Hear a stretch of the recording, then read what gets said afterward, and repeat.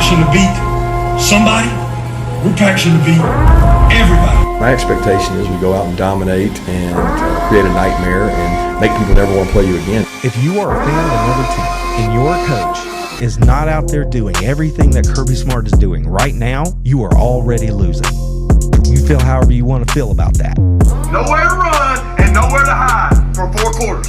They got to see us in our house for 4 quarters. They got to look us in the eye for 4. This is about us and our family and our house. This is about us. This is our mentality. We ain't backing down. We ain't running. Set a tone, send a message. This is our house. Physical toughness wins in football now. And if you in this room, you got it. If you come in here, you better believe in it. Because this physical toughness, it's what makes the difference.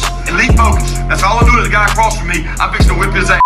Not in my box, not today. It's about us. It's about our family. We attack. You take that helmet and you strike them. And you strike them and you strike them. That's how you get respect. Physically, I will break them. When you think about the Georgia Bulldogs football program under Kirby Smart, what's the first thing that pops into your mind? I'll give you half a second. I have a question for you. What is the most important metric on the defensive side of the football heading into 2025 for Kirby Smart and the Georgia Bulldogs? I'm assuming you said that defense, of course, is the thing that pops into your mind. So with that in your head, what is the most important position? What is the most important statistical metric heading into 2025 that's going to determine whether or not Georgia's going to be a good football team, whether or not they can actually compete for championships?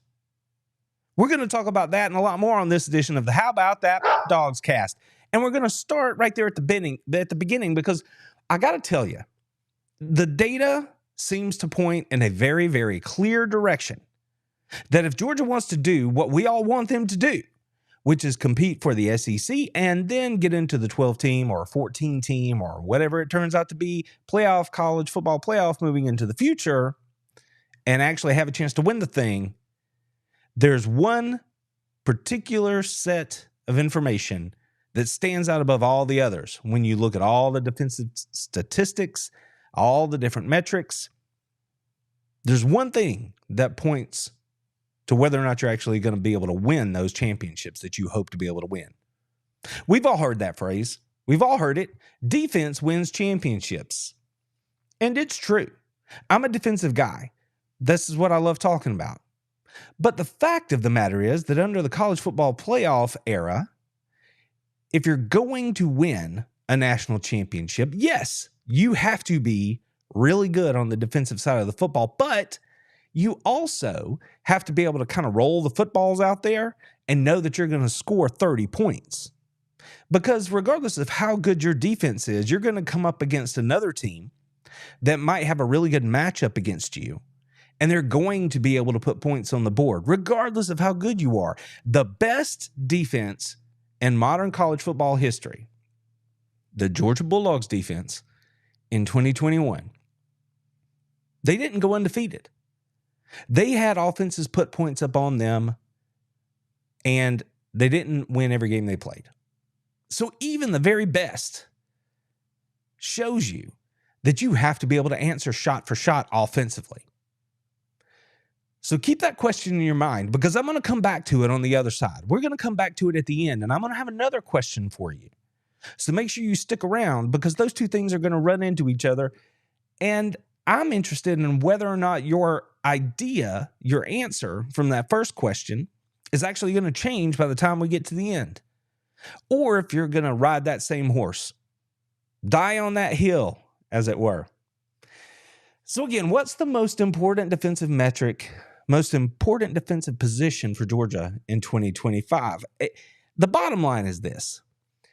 If Georgia wants to win championships, if Georgia wants to be the team that Kirby Smart wants them to be, if they are going to be the team that we all know them to be, then the thing that has to improve is their rush defense.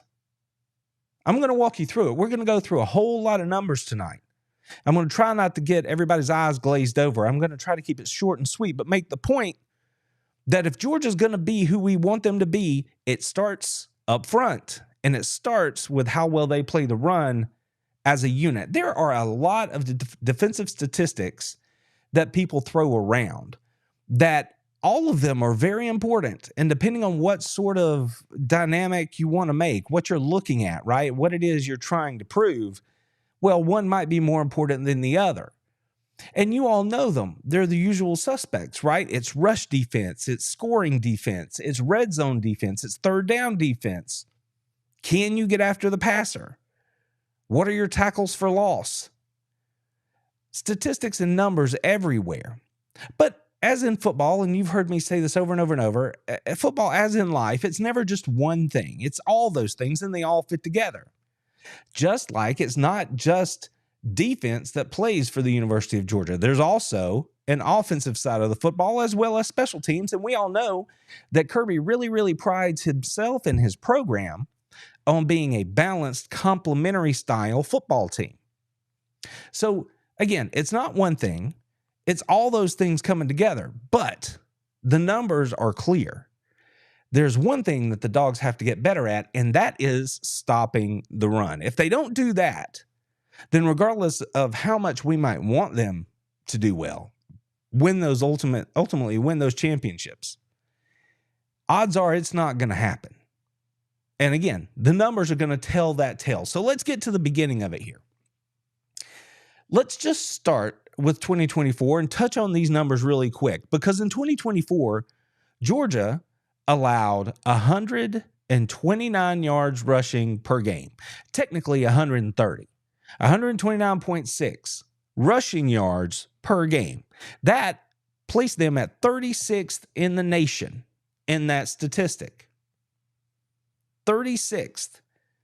Now, total defense, when you measure it by scoring, which is the way I choose to measure it, because that's how games are won and lost, right? It's not about yardage given up. It's about how many points go on the board. Is the other team hanging a crooked number? And how often do they cross into the end zone? So, in scoring defense in 2024, Georgia finished 23rd. 23rd. Now, that's different from total defense. Okay? In total defense, Georgia finished all the way down at 36. So, in rush defense, not total defense, rush defense. So it's one of those situations where if you look at, and we started in 24. Let's go back to 2016. Kirby gets into Athens. There's a whole lot of change. He's got to turn over the roster. He's trying to get his people in there. And in that freshman effort for Kirby Smart, Georgia allowed 143.7 yards per game on the ground. That was good for a 36th place finish at the end of the year nationally in run defense. 36th. What did I just say? In 2024, Georgia finished 36th. The difference, of course, between 2016 and 2024 is that in 2016, they had to fight and scrap for everything they got, including a bowl win. In 2024, Georgia came into the season as the #1 ranked team in the country and finished the season as SEC champions. So, again, if you're talking about a Kirby Smart defense, we're talking about a group that you expect to be better than the 36th ranked rush defense in college football. That number just doesn't even seem to compute. But because of where the program was in 2016 versus where the program was in 2024, even with the 36th ranked rush defense, they were still able to win an SEC championship. It's kind of mind-boggling, especially when you think about all the struggles that they had on the offensive side of the football this year. But if we start to walk through the years and we move on from 2016, we see that in 2017, Georgia was a little bit better, allowing 126 yards per game on the ground. And you start to see the kind of players that Kirby Smart's bringing in. You start to see guys coming onto campus by 2018, like Jordan Davis. And in 2018, they allowed 134 yards on the ground. That was good enough for 31st in the country in rush defense. Now, the thing about 2017 is you could tell they were better than 2016. Kirby, they'd gotten their system in place. They had started to play better defense. They won an SEC title in 2017. They played for a national championship with the 20th ranked rush defense. Then in 2018, the numbers went back up, 134. They finished 31st ranked in the nation. But then we move into 2019, right? 2019, things really sort of clicked into place. A couple of years in the program, everybody knows what they want to do. They had some good players on the defensive line, some veteran players. Georgia rolls out there, and they only give up 74.9 yards per game on the ground. That was good enough for first in the country in rush defense. In 2019, the Dogs finished first in the country in total defense based on scoring. Then in 2020, the year that we all wish we could forget, but we can't, and everything seems sideways, the numbers sort of skewed a little bit for Georgia there too, because they dropped from first all the way down to 17th in total scoring defense. And they maintained the fact that they were the best team in the country against the run by finishing first, allowing only 72.3 yards per game on the ground. You're like, how can that be the case? How is it that you can finish 2020 17th in the country in total defense and number one against the run, and then not even play for the SEC championship? This is a weird year. Weird stuff. But again, by this point, you've got players like Jordan Davis on campus. You've got players like Nolan Smith on campus rolling into 2021. And we all know what happened there. Georgia pretty much went scorched earth when it comes to the defensive side of the football. They allowed 78.9 rush yards per game on the ground, right, in 21. That was good enough for second in the country overall. In total defense, the Dogs finished first based on scoring. So Georgia had started to find their groove defensively. This is how we all know who and what Georgia is under Kirby Smart. Once he got his players in position on campus, once he got his scheme fully implemented, the Dogs went from allowing 144 yards a game all the way down to a low of 72.3 in 2020. And then they hovered there. So 2019, 2020, 2021, 2022, Georgia's allowing 70 some odd yards a game on the ground. What happens in 2021? National championship. What happens in 2022? 77 yards on the ground. The number one ranked rush defense in the country. The number 5 ranked total defense in the country. SEC championship, national championship. So they were doing it both in the run game and against the pass. That's how you end up number 5 overall. But the bottom line was, at this point, everybody knows you don't run the football on a Kirby Smart defense. That's not how you're going to be successful when you got dudes like Jalen Carter and Nolan Smith on the field.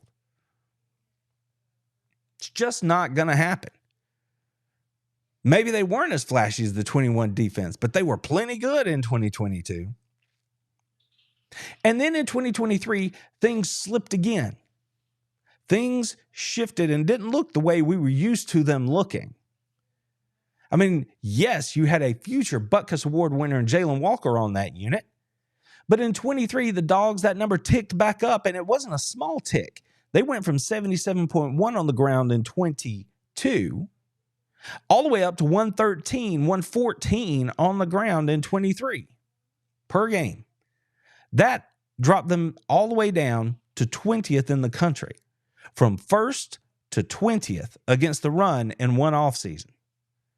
Now, again, at this point, Georgia has been hit massively by the draft. They've been hit massively at this point where you have the transfer portal starting to factor in. Maybe your depth isn't as good. You can see it happening. But the trend was over. After 4 consecutive years of allowing only 4 or in the 70s per yard, 70s as far as yards per game were concerned on the ground, Georgia jumped all the way back up to 113. But in 23, we still had Brock Bowers. We still had Ladd McConkey. We still had a Carson Beck who had found himself and was producing. We still had a run game where you had dual backs that were healthy for the most part of the season. So the offense made up for some of that, right? Georgia were great in a regular season. They lose one game, they don't even get to play for the national championship.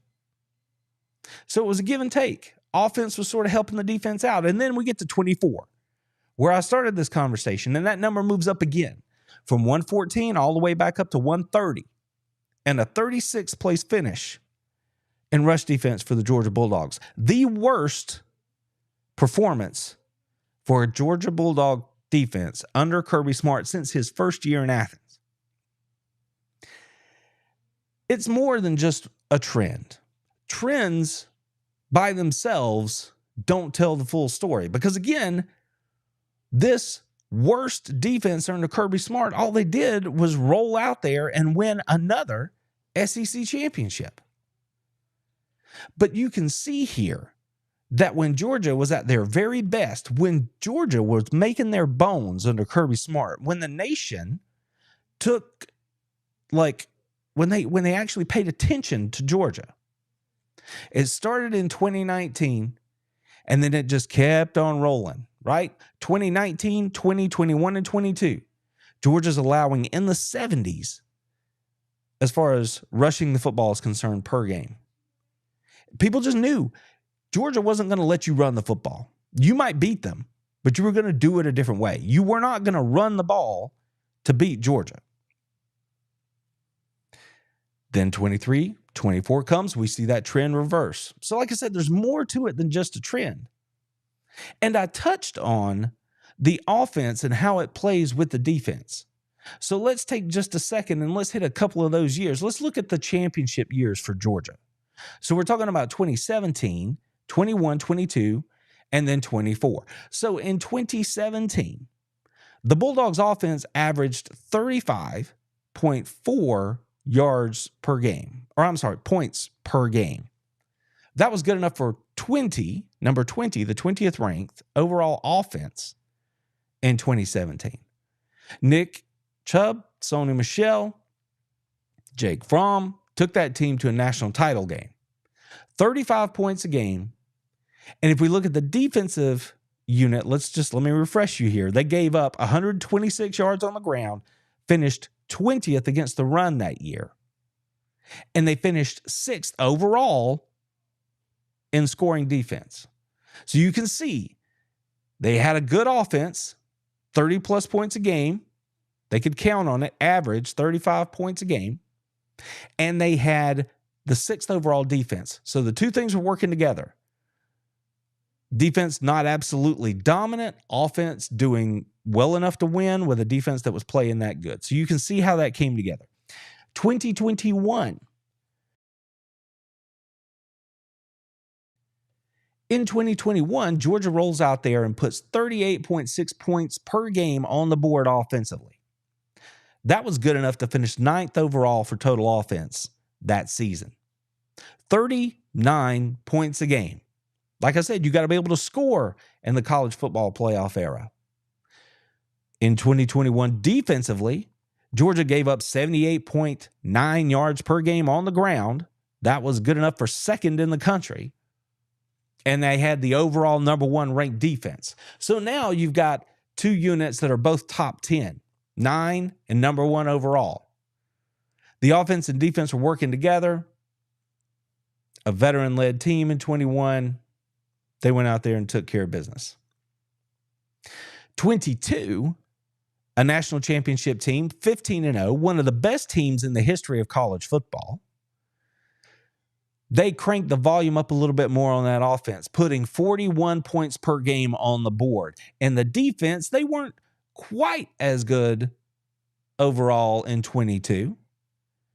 They finished 5th overall defensively when it comes to scoring. But against the run, the Dogs only give up 77 yards per game on the ground, which was good enough for number 1 overall. So in 22, you had the 5th ranked overall offense and the 1st ranked overall defense. So it's clear why those teams were national champions. The offense and defense were both working together, and they both were top 10 units. In 22, they were both top 5 units. It's clear.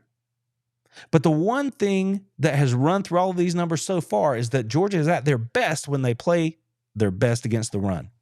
In 24, we know that season didn't end with a national championship, but it did end with an SEC title. The offense only put up, I say only because we're looking at the other years here, the other 4 championship seasons in recent memory. They only put up 31.5, 32 points per game. And they only finished 38th offensively. Now, as we saw with the earlier years, you can have a defense that's not top 10 and still play for a national championship. 2017, that's exactly what happened. But in 2024, you had the offense not scoring as much as they had scored in previous seasons. And then when you look at the defensive side of the ball, the run game was at its worst since Kirby's first season. The run defense was at its worst since Kirby's first season in Athens in 2016, finishing 36th. Allowing 130 yards on the ground per game defensively. So the offense isn't scoring as much. The defense is giving up more. And that's how you find yourself not ultimately competing for and winning a national championship. Even with all that said, there were enough great parts and enough great players on that team to be a champion. But if you're a Georgia Bulldogs fan and you're looking back at it, how fulfilled are you with last season? We've laid out the numbers. We've walked all the way through it. But how fulfilled are you? I think most Georgia Bulldog fans are going to look at that and say, well, this just isn't a very good team. It's not a good team. Well, the facts are that they actually were a really good team. Right? Top 3rd of all of college football, offensively and defensively. The thing is, they just have not been, or they were not as good as they have been in previous seasons. So where do we go from here? How do you solve this problem if you're Kirby Smart? Because he's not happy with it. I mean, yes, he's happy for that team. He's happy for those players. He's happy to win another SEC championship. Hell, I'm ecstatic to win another SEC championship. That's where it starts for me as a Georgia Bulldogs fan. But again, I think everybody wants the program to be right back where it was. And you know this. I've talked about it a lot here on this channel that the sands of college football are ever shifting. So it's getting harder and harder to be able to step in there and repeat the same type of performance year over year over year. But Kirby knows that that's no excuse. He knows that the only thing people care about is wins and then championships. That's what matters. He's done it to himself. He'll be the first one to tell you that. Now, y'all know that I always pump the brakes a little bit and tell you, yes, you can still have an amazing season and not win a national championship. Honestly, I think Georgia had a really, really good season in 2024 and they didn't win a national championship. There are some people who just won't hear that. A lot of those people have been Georgia Bulldog fans since about, 2019. But those of us that have been around for a little while, we know that inside the SEC, winning a conference title, winning double-digit games, giving yourself a chance to play for a national championship, those are all things to be pointed at and admired. Yet, we all feel disappointed, like it's not good enough. Hell of a sport, college football these days, but that's the reality. Kirby knows it. So what do we do to get better? Well, the thing about Kirby is he is on the record as saying, you see it right here, I'll read it out, I love hard work. I like the grind. I'm into doing it better than the other team. Awesome. Don't know a Georgia Bulldog fan who doesn't want to hear that they don't want their head coach to feel that way. That's how I want my dude to feel. So what are we going to do about it? Well, the man has done such good work in Athens. He's earned the benefit of the doubt. We're going to give him that. He knows how to do it. I believe he's going to work. No one is a bigger competitor or works harder or is more involved in his program than Kirby Smart. Just reality. So I don't doubt that he's going to do everything he can do to make that happen. And if you've been paying attention, we just entered the dead period for college football recruiting. But in the window that coaches had to get back out there and go see these coaches around the state and go see these players around the country, Kirby burned the candle at both ends, ran himself ragged. If you follow this stuff, you saw pictures of Kirby out there with all these players and all these coaches at all these high schools across the state of Georgia and beyond. And by the end of it, the last day before the dead period started, you could see it all over him. The man was just flat and worn out. And he was still being a good dad, still going to watch his kids play ball. He's trying to do it all. And he does that because, like me, he loves the University of Georgia. But it does take its toll. But he knows that's what's required because at the end of the day, it's about players. Great scheme is what it is. But it's about players. And then furthermore, once you have great players, it's about want to. If you want to stop the run, it's because you want it more than the other guy. Fact. You have to do all the things you're supposed to do. You have to be fundamentally sound. You have to be a phenomenal football player. You have to be someone who takes coaches. You're in the right place. All of those things. But at the end of the day, it comes down to whether or not I can whip your ass. That's what it comes down to. Or are you going to whip mine? That's how you stop the run. You don't believe me? Roll back through the memories. Think about those teams that I talked to you about from 2019 to 2022. You think about the players on that field. Think about the way they played the game. They were there to win. Not the game, not a bunch of games in a season. They wanted to win every rep. They wanted to make them quit. Those sounds I play off the top of the show, it's because Kirby tells them that's what it requires. That's where those sounds come from. He didn't do that for me in a sound booth somewhere. He did that in a locker room, talking to his players, getting them ready to go out and handle business the way they had to go out and dominate their box, to want it more than their competitor, and to win. Stopping the run is about want to. It's about effort. It's about team effort. And from 2019 to 2022, nobody did that better than the University of Georgia consistently. Nobody. The result, 2 championships. Another SEC championship. So if Georgia's going to win that way again, it has to start in the run game. We'll talk about the offense and their woes on the run side later. It has to start in the rush defense at the University of Georgia. Everything else plays off of that, and it's all based off of the players that you have. Then can they do all the intangible things that you need them to do? And at the center of it all, who wants it more?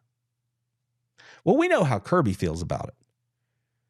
Again, he is like an open tap when it comes to the motivational comments. And in interviews, I've said it here more than once. You might not like what Kirby Smart has to say, but he's going to tell you the truth. Now, sometimes it takes a minute to sort of sift through it and find the truth. Sometimes he's not as blunt as he is at other times, but he is going to tell you the truth.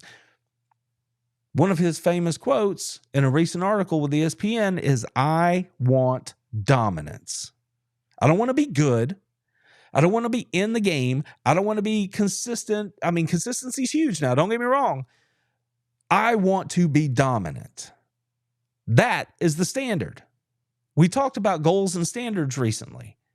That is the standard coming straight from the head man. And when you've got talented veteran players who buy into it as much as the head man, that's how you get what you got from, 2019 to 2022 against the rush. And if Georgia wants to win that way again, that's what it's going to take. If Kirby Smart wants to step out there and hoist trophies the way he's used to doing it, at this point, aren't we all used to seeing him do it? It's going to have to come back to playing rush defense the way we have seen them play it in the past. 113 yards per game on the ground is not awful. It's not embarrassing. It's not garbage. None of that. That's hyperbole spoken by people whom I'd rather not hear from. It's not factually true. That's a solid rush defense, but it is not elite. And from 2019 to 2022, Georgia was elite against the run. You want to know how far Georgia's going to go in 2025? Pay attention to how well they play the run. There's going to be some bumps. There are going to be young players figuring it out on defense for Georgia this year. Remember off the top when I said, which unit is the most important to you? Which one are you most concerned about, most interested in on the defensive side of the football heading into 2025? Think about your answer. Hold on to it, because at the end, we're going to revisit it. Georgia has to stop the run if they're going to be champions. When you think about what happened in the SEC title game in 2024, you're like, how in the world did a team that gave up 130 rush yards per game over the course of the season and finished 36th overall against the run nationally, how did that team show up and beat Texas not once, but twice with everything on the line?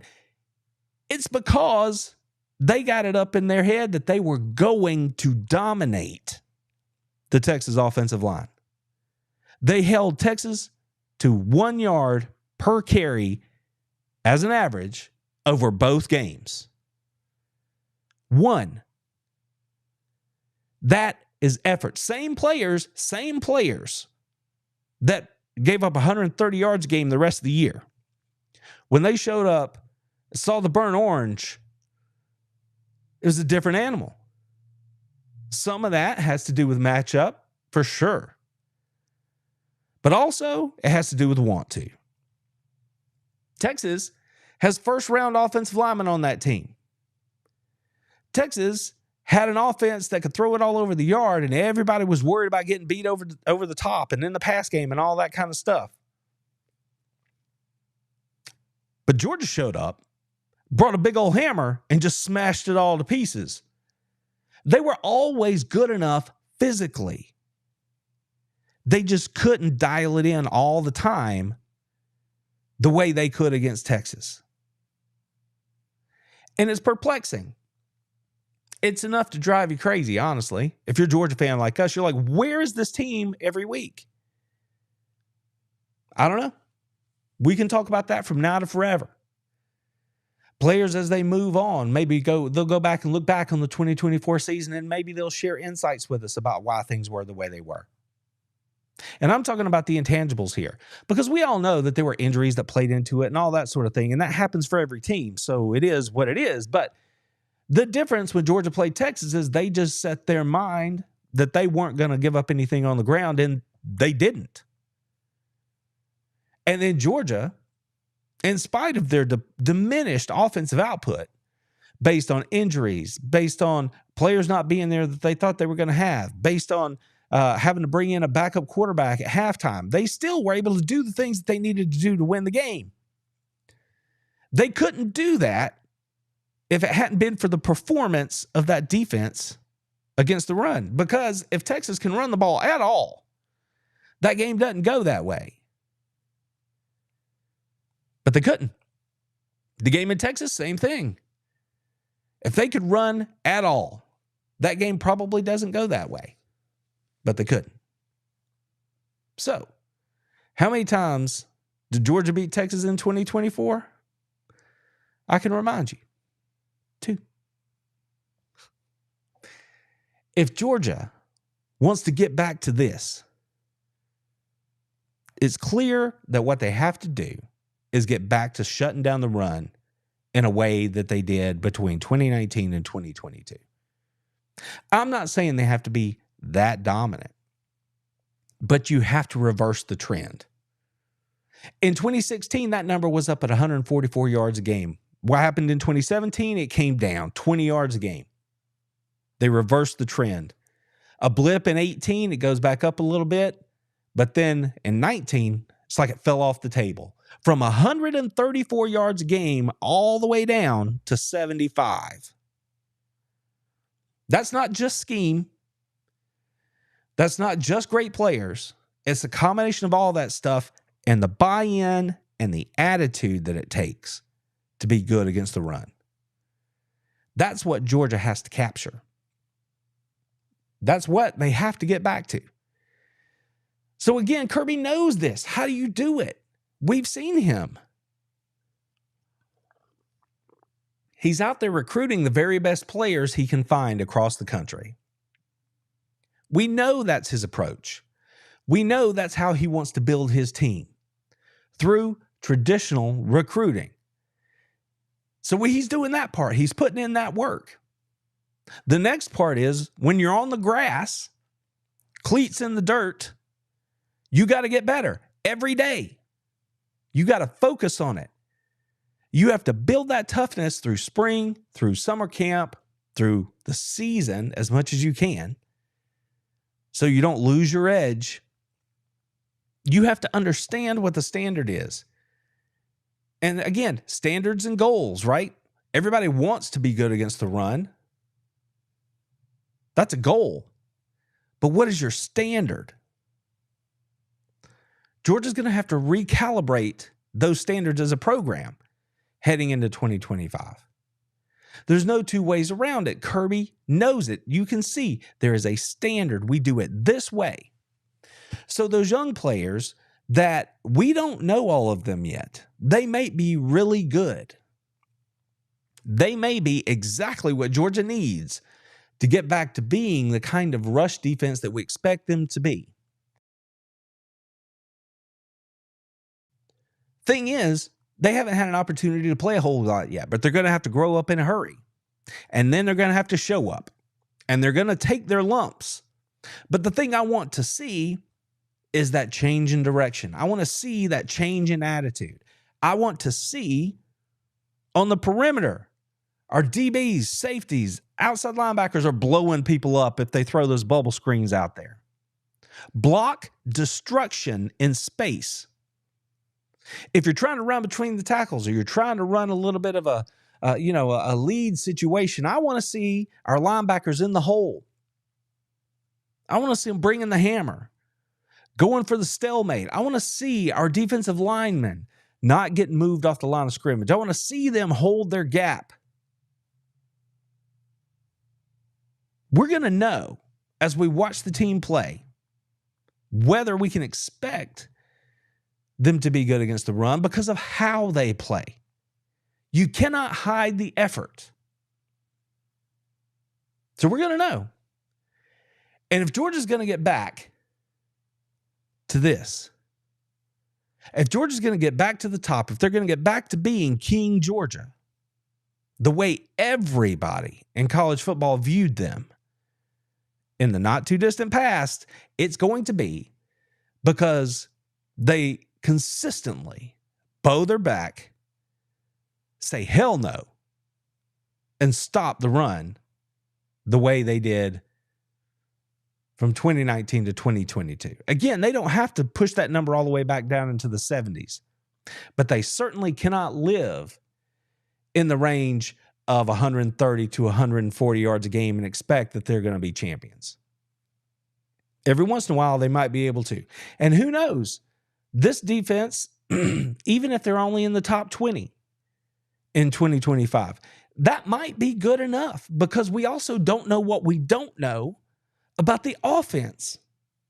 When they play it in tandem and they're putting up 30, 35, 40 points a game, that covers a lot of warts on the defensive side. And then you just have to be great when you're great, when your best is needed, right? In the key moments, that's when all those other numbers like scoring defense and red zone defense and third down defense and tackles for loss, that's when all those things come into play because it becomes situational at that point.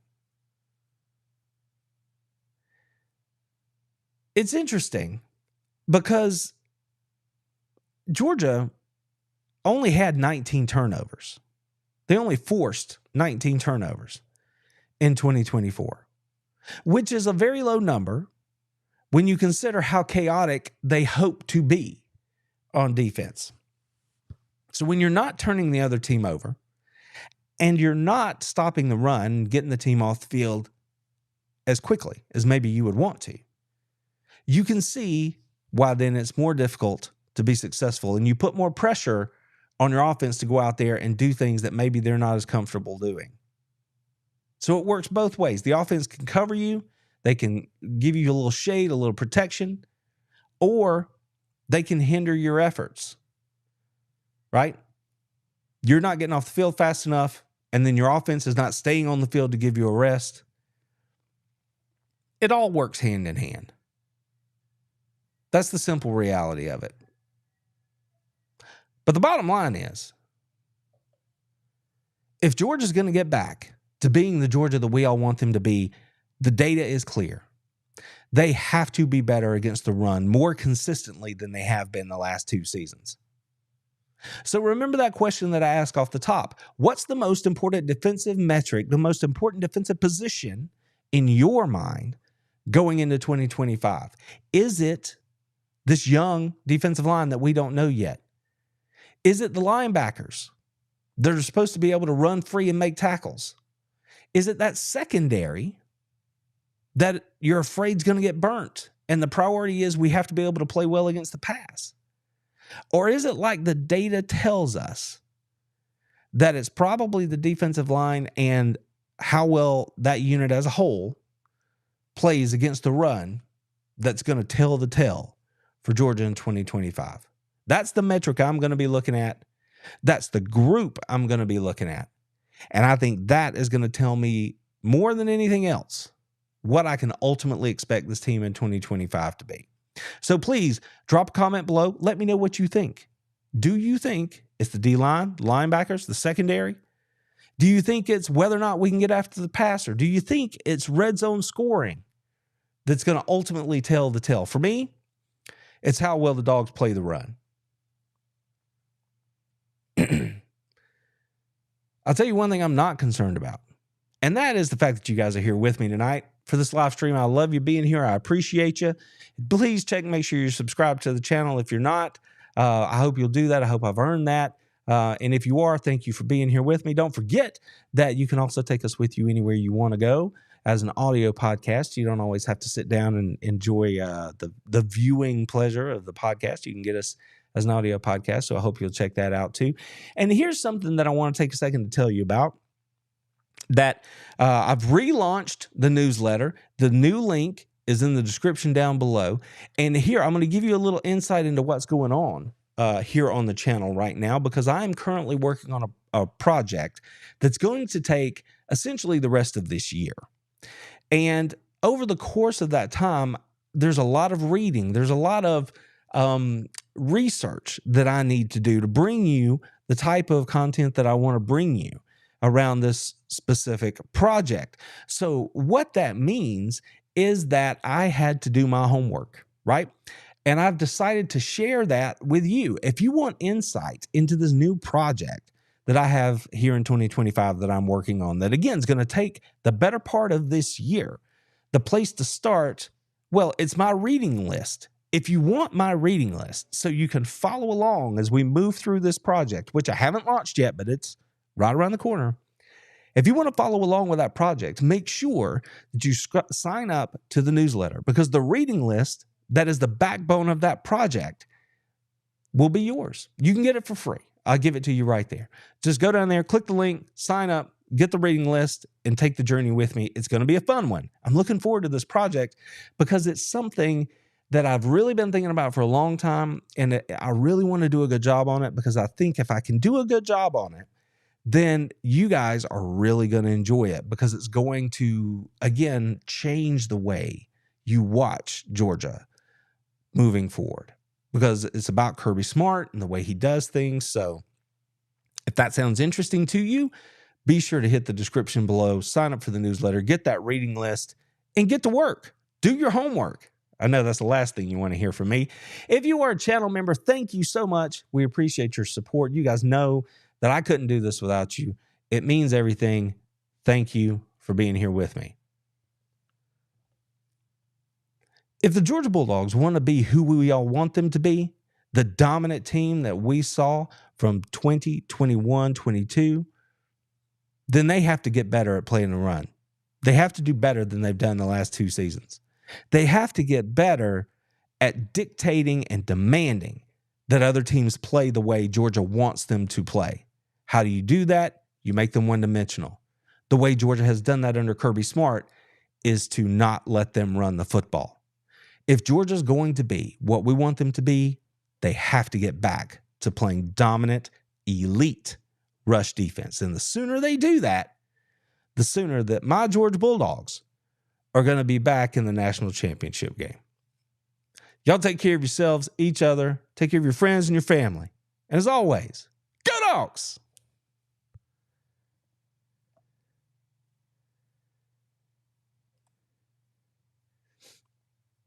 All right, guys, thanks for being here.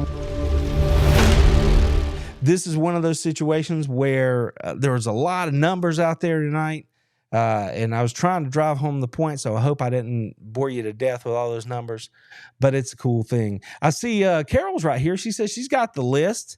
I appreciate that, Carol. Awesome. I hope you see some stuff on there that you haven't already read, because there's a lot of cool stuff in there, and I'm going to go through most of it over the course of this series. So I'm really happy you took advantage of that and got the list. So yeah, list absolutely free. Get on over there and get it. If you love a good book, if you love philosophy, if you love learning more about how Kirby Smart does what he does and what it means for Georgia in terms of what you're going to see on the field, go get my reading list. Y'all, this show was full of numbers. Full of numbers. I can't believe that I didn't mess up more than I did. And I know I messed up tonight, so I appreciate you guys hanging in there with me. And again, I really want to know, drop it in the, below the video here, or leave it in the comments since we're still here live on the show. What do you think is the most important thing for Georgia defensively in 2025? Because again, to me, it's very, very clear. It all starts with, can you run the football? Can you stop your opponent from running the football? And then there's stuff, that goes into making that happen. And for Georgia right now, whether it comes out when you hear people through the season complaining about, man, that defense don't look good, or yeah, the defense looks good, but they don't look right. It doesn't feel right. And sometimes you can't even put your finger on why that is. And it doesn't matter if it's inside run, outside run, it doesn't matter. The bottom line is you have to be able to stop the run. And yes, Georgia played some good football teams this year. Yes, they played some teams that challenged them in the way that they go about running the football, So that's what the game is about, though, is taking advantage of what you have versus what your opponent has, right?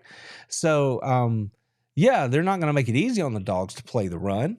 But if you have great players who are playing with an elite mindset and have made their mind up that they're not going to be moved and that they're not going to let you run the football, then that's what happens typically. If you don't believe me, and I completely blew past this, like I didn't even make mention of this in the show. So we can get into it right now. That's fine. This is why we do overtime.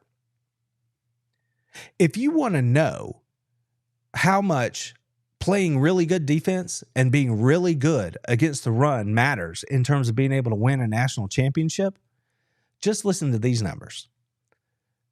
The last 4 national champions, okay? We're going to look at 24, 23, and then, of course, the Dogs in 22 and 21. So let's do this. Excuse me. Let's take a look at the last 4 national champions. Let's look at 24-23, then the Dogs in 22 and 21 to get a very clear view, very crystallized view of just how important it is to play not only great defense, but great run defense if you want an opportunity to win a national championship. In 2024, we all know the Ohio State Buckeyes took home the title. We heard a lot about Jeremiah Smith and the offense and Will Howard and how he played in the playoffs. But what was the backbone of that team? Did you know that Ohio State statistically finished number 1 overall in defense in 2024? And they only gave up 12.9 points per game. Overall number 1 defense, 12.9 points per game. National championship. What about the year before? Michigan, 10.4 points per game. Overall defense, number 1. We all know that Michigan team, really good defensively, pretty good offensively. Not dominant, right? Pretty good. Better than average. But that defense, though, they knew what they were about. National championship. And then, of course, in 22, you have Georgia, 15-0. They gave up quite a bit more, actually, in points per game, 14.3 points per game in 2022. And they only finished with the 5th overall ranked defense that year. Top 5 unit. Really good against the run. In 22, the Dogs only give up 77 yards a game on the ground. And then they got a little help from their friends.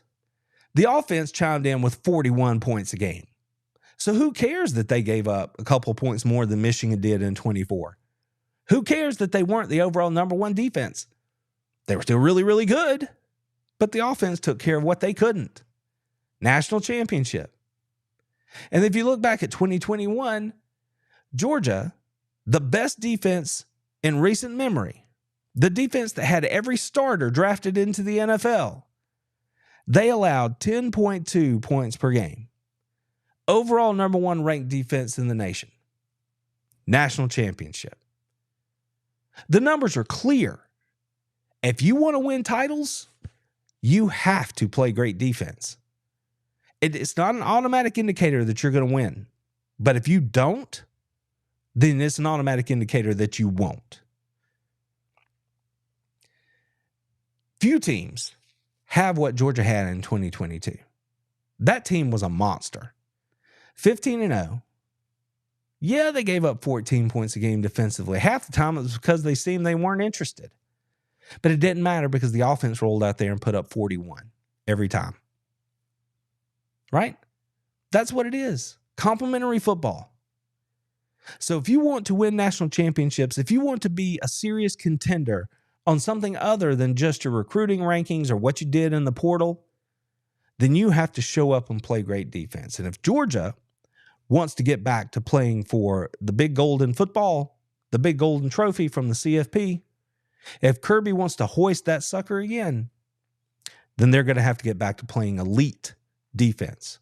And more specifically, elite rush defense.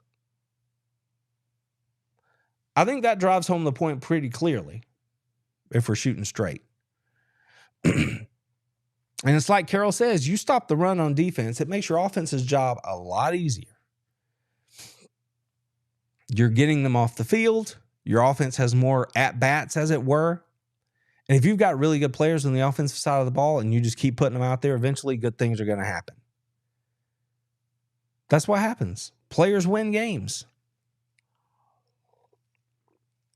So, at the end of the day, that's a bunch of numbers. I hope I didn't blitz you guys too much, but I don't apologize for giving you homework.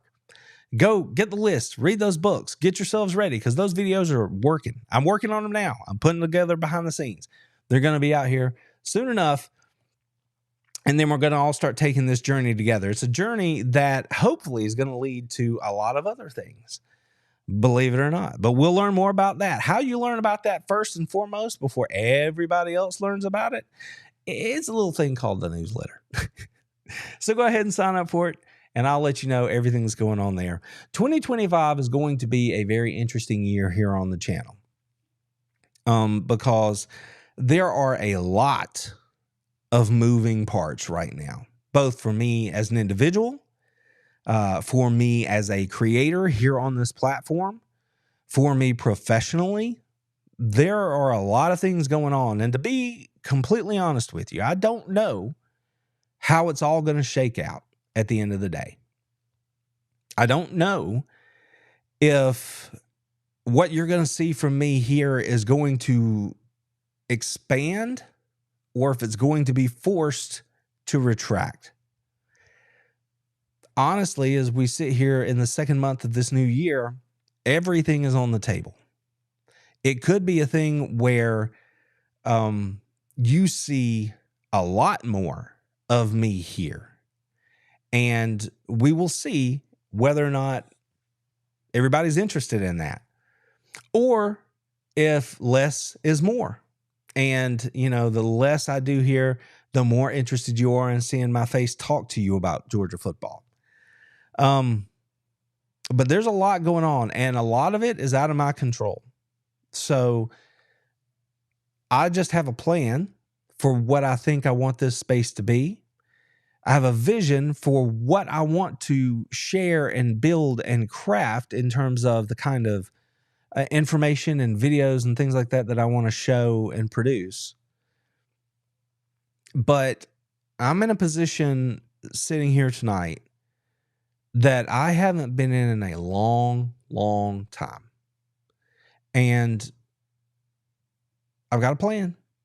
We will see how it all shakes out. So when I tell you that I appreciate you being here, that it means a lot, I have always meant that with everything I am, with my whole chest. But now more than ever, that's the truth. And if this year goes the way that I hope it will go, then there are big things in front of us. There are brighter days ahead.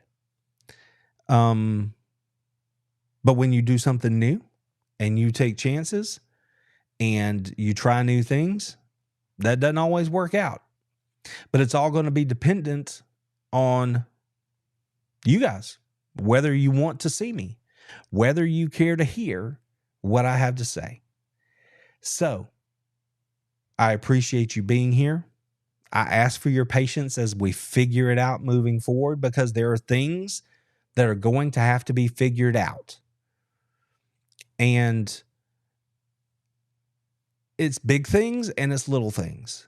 It's big things in terms of projects, and it's little things in terms of, like, here on the channel, on YouTube, for example. Like, I'm looking at the people in the chat who show up week after week, and I thank you for that.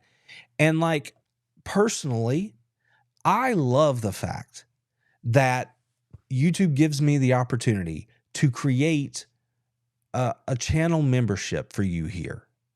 And I know that for the most part, there's nothing that I can put there that is in that much different than what I can do in other places. I try to make myself available to you guys, and you know, I want to give you stuff that I think you're going to be interested in. So I'm always looking for that, but it's tricky to try to get that on the channel and then not also ultimately have to share it with everybody else. But one of the cool things I can do about the channel membership, and that's why I just make it 99 cents or $1 or whatever it is. I try to make it as inexpensive as possible, because I want to give you something. And what I can give you consistently is the little emojis that you see in the chat, you know, for if you're a channel member. Like, I love those. Like, I love being able to leave those for you. I hope it makes your experience here on this platform more fun. I know it's not that much, but I created all of them for you, and I love to use them. But that's a very small thing, right? It's not that big a deal. And so I want to make the entry level to be a channel member as easy as possible. But in this year where things are shifting, you guys tell me, would you rather have a YouTube channel membership and get to have those cool little things, you know, the little emojis and stuff like that? Do you enjoy those? Do they matter to you? Or would you rather do something, if you choose to support something above and beyond a subscription, would you rather there be something like a Patreon page or something where there absolutely would be exclusive content to people who are patrons? I don't know. That feels weird because I've never thought about creating content in a way that it was going to be behind some sort of paywall. But the way things are changing here in 2025, there's a push for that to happen. And I don't know if anybody would show up over there, if I'm being honest with you. So I don't know if you guys care about any of that. If you had exclusivity to stuff, would it matter? Or are you just here as general support and you just like the channel, and I appreciate you for that?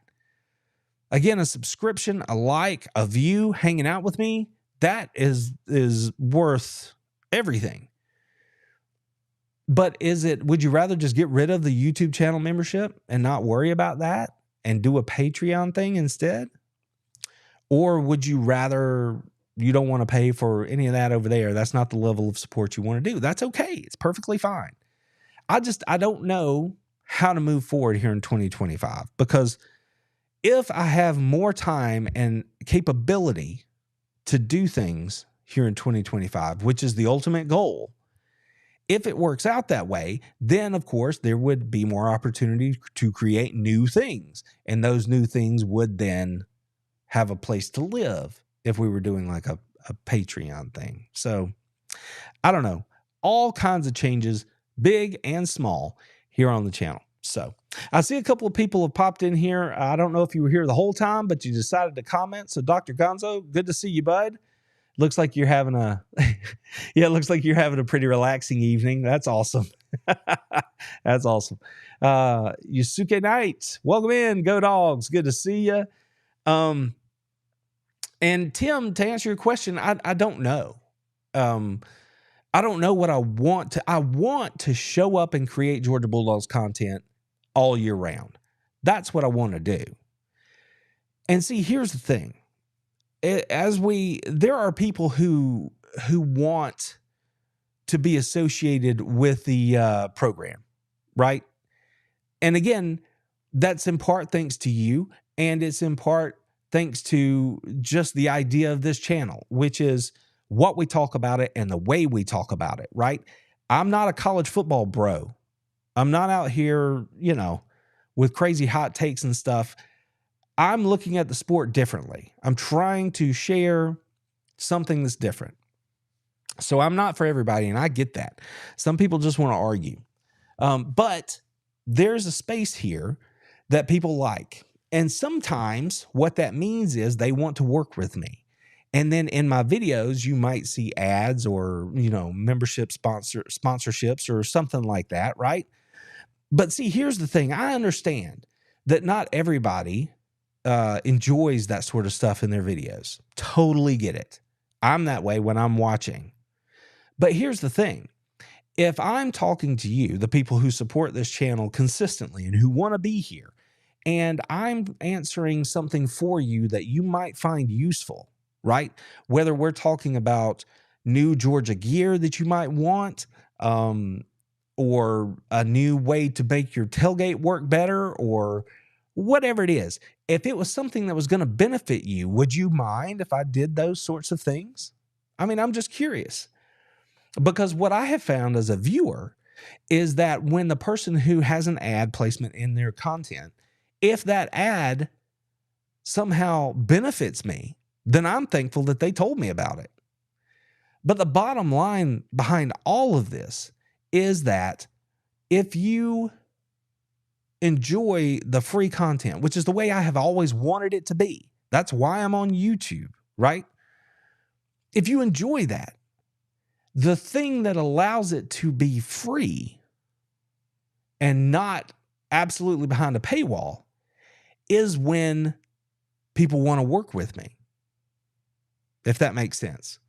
Them working with me frees me up to then do the thing I want to do, which is make the kind of content I want to make for the people that I want to serve, and that's you. So if you are a channel member, or if you are someone who's considering anything else, subscription to the channel, liking the video, any of that, you're the person that I want to serve. How can I do that? Is it entertaining? That's one way. Is it informative? That's another way, right? Is it just cool? Sometimes it is, and that's another way. So you're the person that I want to show up for. You're the person that I want to make happy, because I'm happy because I get to be here, right? I get to do it. And the fact that any of you guys pay attention is outstanding, right? So I want to show up good for you. It's just that I can do that more when I'm freed up to do it because people want to work with me. And that sometimes looks like an ad read in a video, or a sponsorship on a live stream, or something like that. So there's a lot of stuff moving around. I frankly don't know exactly how it's going to look. I can't be more honest with you than that. I don't plan to go anywhere. I plan to keep showing up. I hope that you will keep showing up. I hope that I'm worthy of you showing up. Keep making content. And that's the other thing too, on the content piece, is if you are a channel member, or if this thing moves somewhere else, like say we move to Patreon or something, if any of that happens, and notice the channel members, right, you can already have access that other people don't have via the Discord server. So you can jump in there and start up a conversation between each other or with me about the family, about football, about whatever you want, because it's a space that's, you know, it's exclusive. We are there and can trust each other a little bit more than just the public videos here on YouTube to have conversations that we're not going to have, you know, in those public places. So if you're a member of the channel, I hope you're taking advantage of the Discord server, right? Just click the link. It's posted on the community wall. Just sign in. That's how you access it. And we can take these conversations offline from the public videos. So that was a small change, but it's something that I hope is good for you guys. But if we move to like Patreon or something down the road, then there's going to be like exclusive access to live streams, Q&A sessions, videos that would not be posted anywhere else ever, stuff like that. So I'm not just going to say, follow me over there and then not give you something. That's not how it works, right? But if I move over there, and this is maybe the bigger question, if I moved to Patreon, would you guys care about the channel memberships here on YouTube? Are the emojis worth 99 cents or whatever it is to get to, you know, keep having them and using them because you think they're cool and fun? Me personally, I really like them. But that's me. And I don't, on this side, I feel bad if I have a channel membership where you know, get to do stuff like that. And then over on Patreon, I'm like, oh, and by the way, subscribe over here too, right? Follow me over here too. I mean, it's still not, I'm not like asking, don't worry. I'm not talking about like, it's going to be some crazy number to be a member over on Patreon. I'm just saying, it feels weird to ask you to be a channel member here on YouTube and then also a Patreon member. You know what I'm saying? So I don't know. Maybe you guys don't care. Maybe it's fine that you want to be a channel member and a Patreon member. Awesome. That is amazing. But you know, I get it the other way too. You're like, I don't want to do any of that. All I want to do is watch your free stuff. Okay, that's cool. I'm happy to have you come sit in and watch the stuff. That's awesome.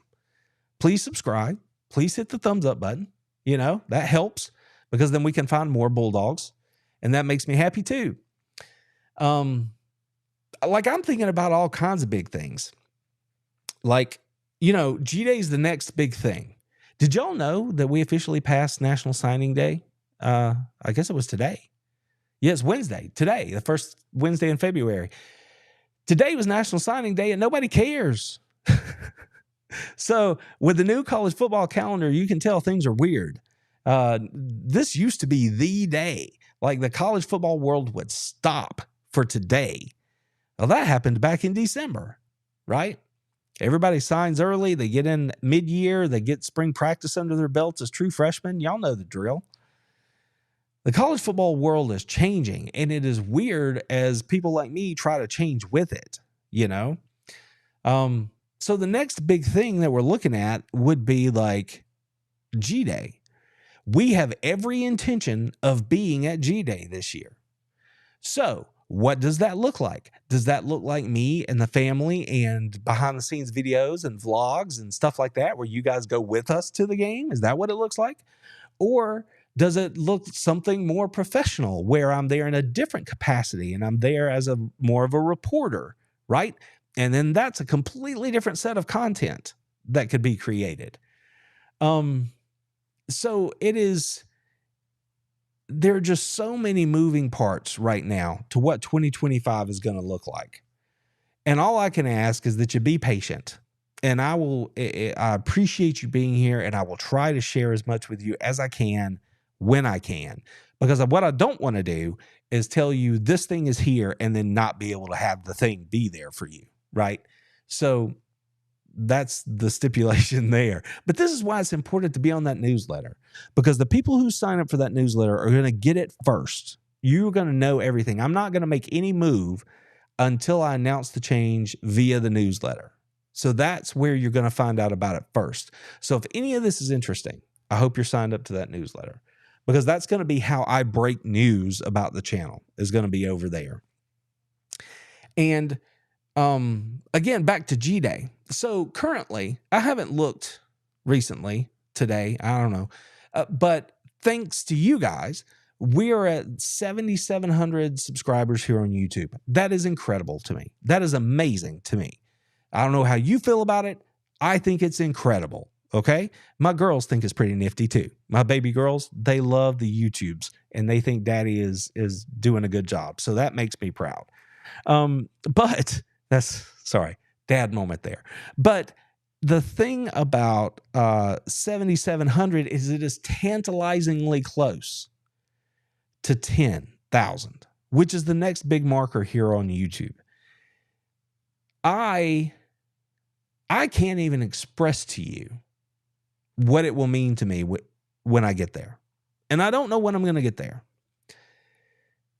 But I know I'm going to keep working at getting there. And could you imagine, you know how much it means to me. Could you imagine if somehow we get to that number around G-Day? And I say that because I'm already trying to figure out what G-Day is going to be. So is it going to be, again, fan stuff? Is it going to be real reporter stuff? Is it going to, like, what's it going to look like? And then if I'm also celebrating reaching that milestone, which means so much to me on this platform, and it's about what it means to me in this moment. I'm being selfish because it just shows that with hard work, you can achieve things that you set your mind to achieve, right? So if we were to get to 10,000 around the time of G-Day, think about what we could do. It would transform, in my mind. That means that maybe we have an event somewhere, and the people who really are supporters of the channel could come to the event. We could all get together, meet up at a restaurant or something, share a drink, have a meal, whatever, invitation only kind of deal. You know what I mean? Or just a meet and greet on campus at G-Day, even something like that would be awesome. I just don't know what that would look like if it happened around G-Day. That would blow my mind. I mean, because we've still got a long way to go, but it's because, again, of you guys who share the videos, who tell your friends and all that kind of stuff. That's how growth happens. It's not just because I'm showing up here every Wednesday. It's because you guys help make that happen. And when we ultimately get there, and again, I don't know when it's going to be, but it's going to be because of the efforts of everybody involved here on the channel. And if that happens, regardless of when it is, we'll do something. If it happens, like if my craziest ideas are actually real and we get to G-Day and we're staring down the barrel of 10K, then it might be something really fun at that point. And we would I would be like, what do y'all want to do? Because we can sure do it, you know, as much as reasonably possible, you know. So I am pretty doggone excited about what the future holds, but I am also very unsure about how it looks. So it's a bit of a leap of faith. It's a bit of trusting in the vision, right? And appreciating the people that I'm here to serve, and that is you. So I know I'm rambling a little bit. I kept you guys long here on the overtime session, but I don't know. This was just on my heart tonight. Tonight was as good a point as any to share it with you. There's a lot of changing. I appreciate you listening. If it sounds like the kind of ride you want to take, if it sounds like the kind of thing you want to be a part of, please make sure you're subscribed to the channel. Don't forget to hit that thumbs up button. Tell your friends and your family. Share these videos. If you're in Bulldog like fan clubs on Facebook or any of these other places, share the videos around. Let them know we're out here. And we'll keep showing up and trying to do our best for you guys. Because, again, it's because of you that allows me to do what I want to do, which is make content for you. See, that's the big circle. How that looks, we all get to figure that part out together. So, thank you all for being here with me. I am going to go have dinner. So, if you haven't had dinner, do the same. Y'all take care of yourselves. Take care of each other. Take care of your friends and your families. And get ready, man, because, you know, spring ball is going to be here before you know it. Believe me, I have done this now long enough to know that is a true statement. So we got to stay on top of it. I'll be here. We'll talk about it. Y'all hit me up, especially channel members. Get over on Discord. Send me messages. All the things. You have access. Let me know what you're thinking. We'll figure it out together. And then as we do that, y'all just stay in here with me. Let's cheer those dogs on because big things here in 2025. The future's bright. We just got to figure it out. So take care of yourselves. Till next time, go Dogs!